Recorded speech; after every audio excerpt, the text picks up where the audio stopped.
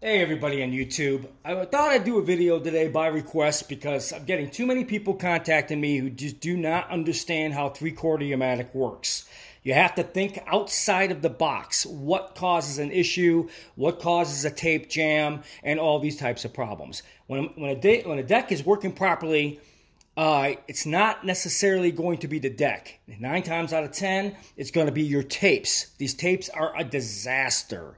Okay, you have to bake these tapes and all kinds of different things. But there's a lot of things you need to look for to solve a problem when you're using 3/4 Umatic machines. Okay, first of all, if you have tapes like these brown tapes here, these KCAs and various other ones, a lot of these heavy-duty tapes with the bigger shells, like these brown ones, they get jammed in these machines a lot. It's because the shells are too thick. When they started coming to the thinner design of the shell, they were a lot easier to work in these machines.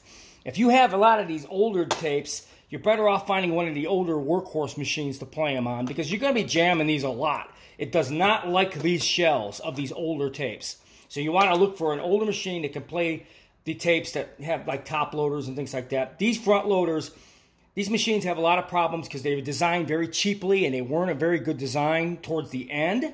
So if you have some of the older 3/4 Umatic tapes, you want to find a machine, a heavy-duty, robust machine that will work with these. And that's what you need to do. If you have some of the newer tapes, they're real thin, they're made out of thinner plastic, and they're designed a little bit better, and they're more free-flowing. These are easier to use in these machines. But a lot of these brown ones and other different types of tapes like these, you need older machines to run these on. Okay, that's explaining the machines. Okay. So you got a tape stuck in the machine. This is what you need to do to get it out, okay? First of all, on the very side, there's a plug on the side of this carriage. You're going to see these blue and white wires. You need to unplug this and remove it just like that. You unplug it from the side of the board of the loading carriage. That's the circuit board on the loaded carriage. Then you need to take the carriage out, which you take these screws off like this,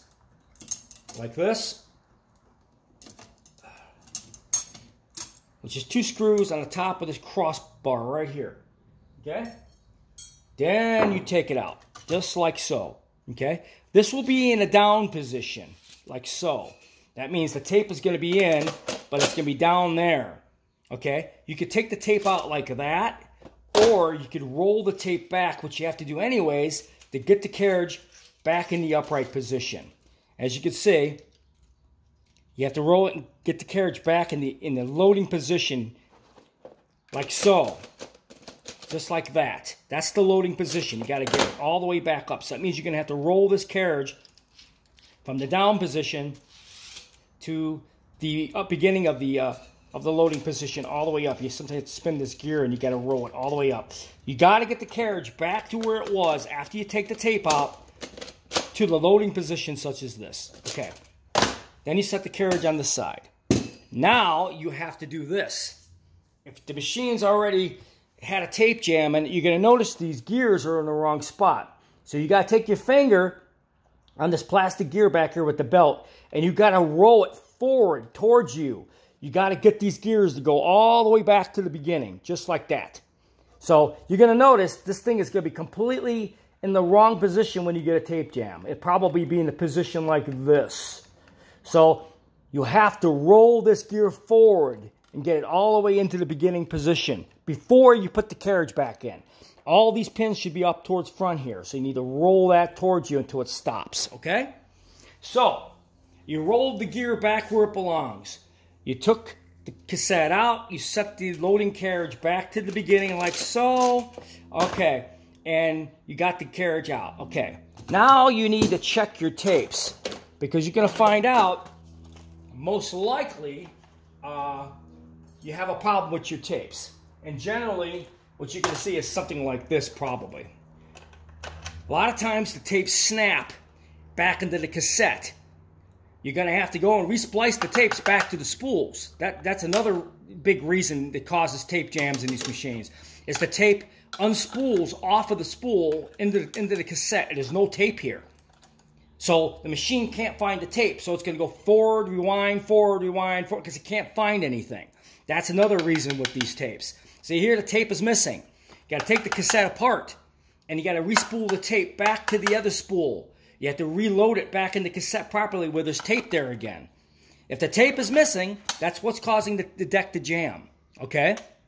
But if you get a tape that's stuck in there and the tape is in the right position, okay, and I mean, you do have tape and you see unspooled tape sitting there and all that kind of stuff, and you have unspooled tape sitting there and the cassette's jammed in there.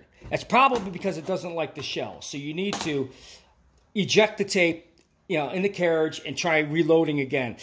A lot of times these shells are going to get jammed in there. So you're going to have to take the carriage out manually to get the tapes out. So let me explain this to you one more time. You took the carriage out, right? You unplugged it. You took the bar across, you unscrewed it, you unplugged the wire, you got the carriage out, right? So now you took your cassette out and you rolled your carriage back to the beginning, which is the beginning of the loading, which you have to do before you reinsert the carriage. Okay, so this is ready to go back in the deck. Okay, now you went all the way through here and you rewound the gear back where it belongs because it was out of spec. So you rolled it back. So there you go. It's back in the loading position, right?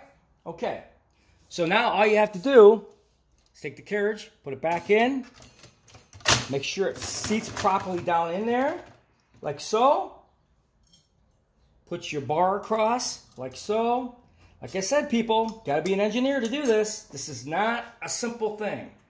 You got to put the tapes, you got to put the bar back in. I mean, you seriously need to have been working in a machine room who's done this a billion times to understand how to do this.